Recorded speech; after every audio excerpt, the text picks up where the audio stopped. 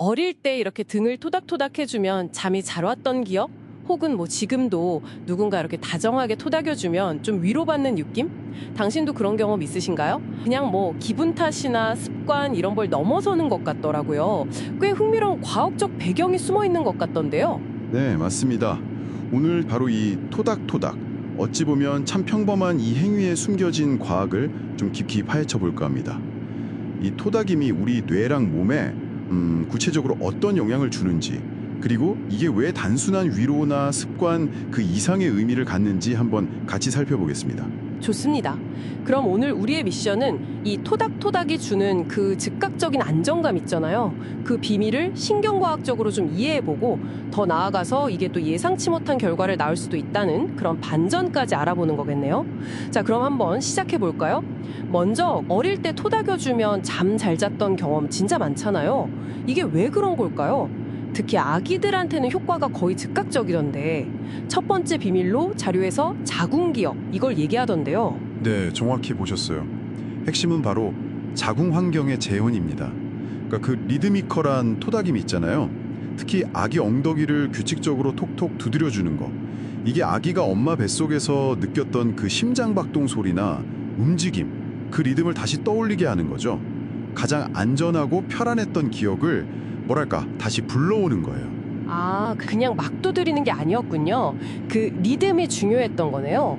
와, 듣고 보니 저도 모르게 아이 등을 토닥일 때 뭔가 일정한 속도를 맞추려고 했던 것 같기도 하고 이게 본능 같은 거였을까요? 네, 그럴 수 있습니다. 실제로 심장 박동이랑 비슷한 속도의 규칙적인 토닥이만 안정감을 주고요. 더 나아가서는 아기의 균형 감각을 담당하는 전정기관이라는 걸 자극해서 발달이나 애착 형성에도 긍정적인 영향을 준다고 해요. 이게 부모와 아기 사이에 아주 강력한 애착의 언어가 되는 거죠. 몸으로 괜찮아, 너 안전해 이런 메시지를 딱 전달하는 셈이에요. 그러니까 리듬으로 자궁 환경을 따라해서 심리적으로 안정감을 준다는 건 이제 좀 이해가 가는데요. 근데 이게 단순히 기분 문제가 아니라 이 물리적인 접촉 자체가 뇌에 직접 신호를 보낸다는 거잖아요. 신경과학적으로는 그럼 어떻게 설명이 되는 건가요? 네, 여기서부터가 또 아주 흥미로운 지점인데요. 우리 피부에는 C 촉각 구심성 섬유, 줄여서 CT 섬유라고 부르는 아주 특별한 신경이 있어요. 이 신경은 다른 감각신경이랑 좀 다르게 오직 느리고 부드러운 접촉에만 반응해요.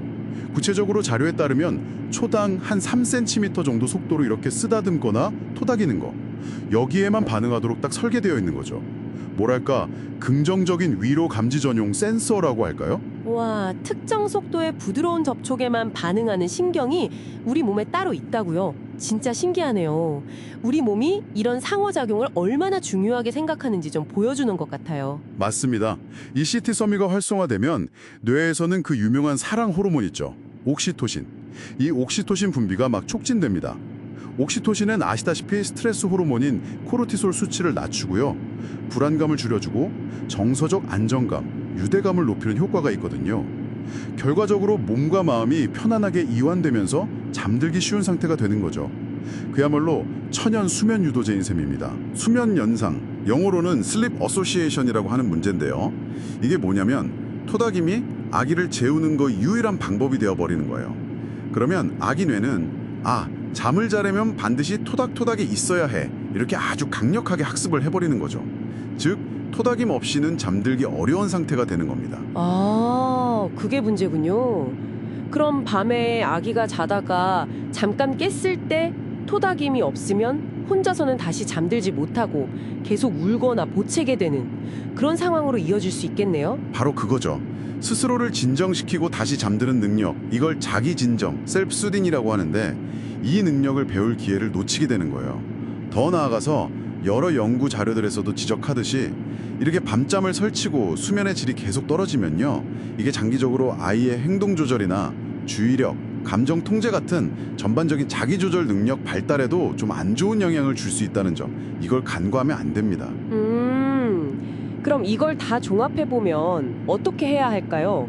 토닥임이 주는 그 위안이랑 애착의 중요성도 당연히 놓칠 수 없는데 또 아이가 혼자서 잠드는 능력, 그 독립적인 수면 능력 발달도 도와줘야 하고 이 균형, 이거 참 어렵네요. 어떻게 찾아야 할까요? 핵심은 토닥임의 몸표를 좀 전환하는 데 있습니다.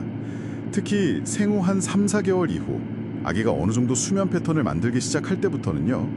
토닥임을 완전히 재우기 위한 수단에서 잠들기 전에 진정시키는 도구로 그 역할을 점차 바꿔나가는 게 좋습니다.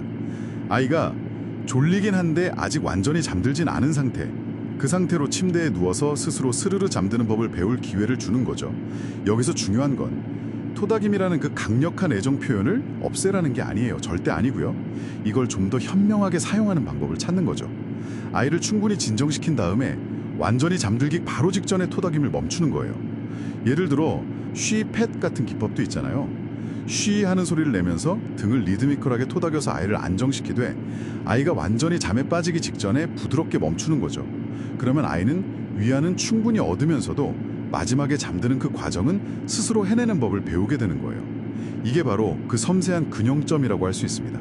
아하, 결국 토닥임은 사랑이랑 안정감을 전달하는 정말 소중한 언어지만 잠드는 과정 전체를 책임지는 맞는 열쇠는 아니라는 거군요. 아이가 스스로 잠드는 법을 배울 수 있도록 잠시 건네주는 징검다리 역할 정도로 생각해야겠네요. 네, 정확합니다. 사랑을 듬뿍 담아서 안심시켜주는 건 너무 중요하죠. 하지만 동시에 아이가 건강한 수면 습관을 통해서 독립적으로 성장할 기회를 현명하게 제공하는 것. 이것이 오늘 우리가 얻을 수 있는 가장 핵심적인 교훈이라고 할 수 있겠습니다.